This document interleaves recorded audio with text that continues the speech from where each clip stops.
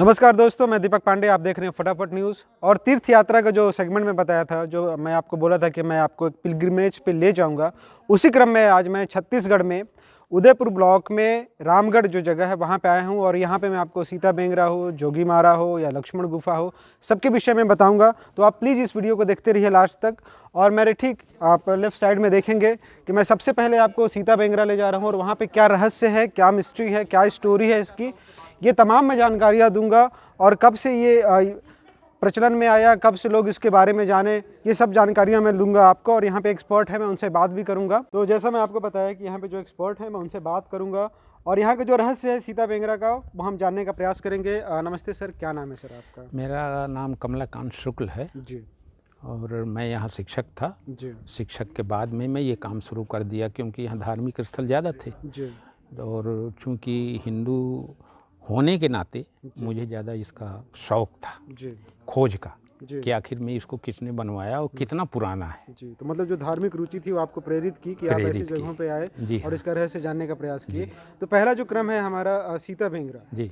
और सीता बेंगरा का शाब्दिक अर्थ क्या है, इसका क्या महत्व है और कब से ये लोगों के प्रकाश में आया और कब आप यहाँ पे आए और इसके बारे में क्या जानते हैं, थोड़ा सा बताइए सर हमें। ये सीता बेंगरा यहाँ की जो लोकल बोली है, स्थानीय बोली, भाषा नहीं कहेंगे उसको, उस बोली में सीता बेंगरा एक होता है कमरा। जी। और उस कमरे को जैसे सीता बेंगरा यहाँ के लोगों के द्वारा बोला गया, उसके बाद में कुछ विद्वानों ने यहाँ का सर्वे किया। जैसे कनिंघम साहब ने किया था, उन्होंने उल्लेख किया था इस नाट्यशाला का कि ये सीता बेंगरा जो है नाट्यशाला है पुरानी, प्राचीन। और ये कितनी पुरानी है, ये मौर्य युग के और पहले की है। इसी के बाजू में जोगी माड़ा गुफा है, जो सुतनुका नाम की देवदासी वहाँ निवास करती थी। और वो नाट्यशाला से पहले का बना हुआ है। नाट्यशाला बाद में बनाया गया है।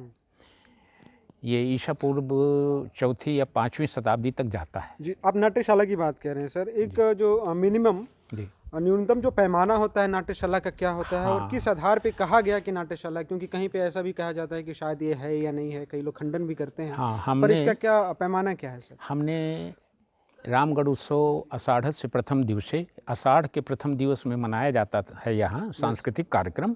तो हमने इसको 2004 से सेमिनार एक दिन बढ़ा दिया। अच्छा। तो बाहर से जो विद्वान आते हैं, संस्कृत के विद्वान आते थे, इतिहासकार आते थे, हेड ऑफ डिपार्टमेंट हिस्ट्री के होते थे, उन्होंने इसका शाब्दिक अर्थ बताया कि नहीं, भरत मुनि के नाट्य शास्त्र के आधार पर ही बनी हुई है। Okay, great sir, great. तो इसके अलावा जैसे जो राम जी का वनवास का जो समय था, उसका और इस जगह से क्या रिलेवेंट है, मतलब कितना संगत है ये? हाँ, संगत है।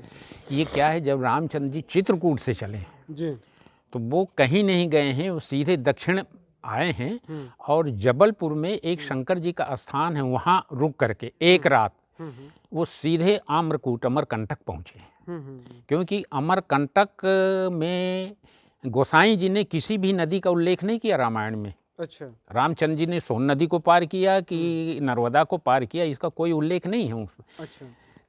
सिर्फ नर्मदा का एक जगह पर उल्लेख है, मगर पार होने का नहीं है। वो सीधे अमरकंटक के पहाड़ से यहाँ आए दक्षिण में। क्योंकि इसके बाद कालिदास ने मेघदूत में सीधे बता दिया है रामगिरी आश्रमेशु।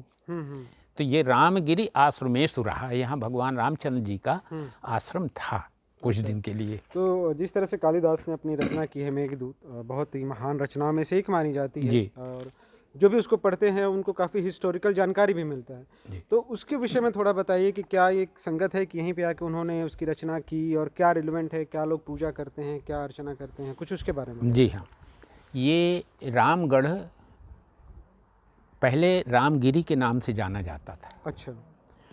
धीरे धीरे शब्द बदलते बदलते रामगढ़ हो गया है। क्योंकि यहाँ जो छत्तीसगढ़ है के नाम पे 36 किला बताए जाते हैं, लोगों का मानना है, तो ये भी गढ़ से जुड़ गया। लेकिन गढ़ था, ये पुराना था, प्राचीन था, ईसा पूर्व के पहले का था। और भगवान राम जब यहाँ आश्रम बनाए हैं, उसके बाद में कालिदास ने अपने मेघदूत में इसका उल्लेख किया है जिसमें उन्होंने भौगोलिक और दिशा दोनों का ज्ञान कराया है उन्होंने कि भगवान राम किस दिशा से आए हैं और किस दिशा में गए हैं। भौगोलिक स्थिति उन्होंने इसमें मेघदूत में उन्होंने अच्छा दर्शाया है। अच्छा, तो सर सावन के महीने में जब बादल घिर जाते हैं, बारिश का मौसम होता है, तो यहाँ पे किस तरह का माहौल होता है? जी, ये रामचंद्र जी का आश्रम तो पहले रहा है और ये वृतांत जो है ये बाद का है। जी। क्योंकि कालिदास ने मेघदूत में लिखा है कि जो यक्ष को अलकापुरी से निष्कासित किया गया था उसने यहाँ आकर के शरण लिया था। अच्छा। और यहाँ की जो भौगोलिक स्थिति को देखते हुए जब बरखा ऋतु आती है उसमें से जो बादल उमड़ घुमड़ करते हैं तो यहाँ का जो मौसम है, वातावरण है, उन्होंने उसको ध्यान में रखते हुए अपनी नायिका को किसके द्वारा संदेश भेजे, तो उन्होंने ऊपर देखा कि कोई नहीं दिख रहा है, उन्होंने मेघ को पकड़ा और मेघ के द्वारा ही उन्होंने अलकापुरी अपना संदेश भेजा था। अच्छा सर, ये वर्णन है मेघदूत में। अच्छा अच्छा सर, यहाँ पे जो फेस्टिवल होता है हर साल या पिछले कुछ सालों से जो चल रहा है उसका क्या महत्व है और किस तरह के वहाँ पे एक्टिविटी होते हैं उसके बारे में? जी, इसमें सन 1974 से डॉक्टर भास्कराचार्य त्रिपाठी संस्कृत विद्वान थे पीजी कॉलेज में, और विजयनाथ दुबे जी थे और समर बहादुर सिंह वकील थे।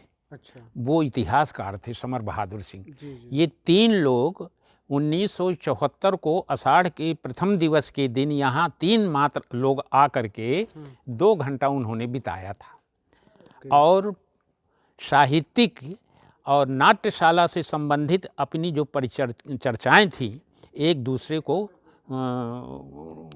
माने समाहित करते हुए उन्होंने ये दर्शाया कि नहीं, ये नाट्यशाला है और नाट्यशाला में के पहले जो मेघदूत था यक्ष, उसने यहाँ निवास किया था। राइट सर, तो फेस्टिवल अभी किस स्टेटस पे क्या है सर, उसका किस तरह से आयोजन होता है ये समारोह का पहले क्या था कि जब 1974 में इसकी शुरुआत हुई उस समय तो छोटा सा ये मध्य प्रदेश में सम्मिलित था जी।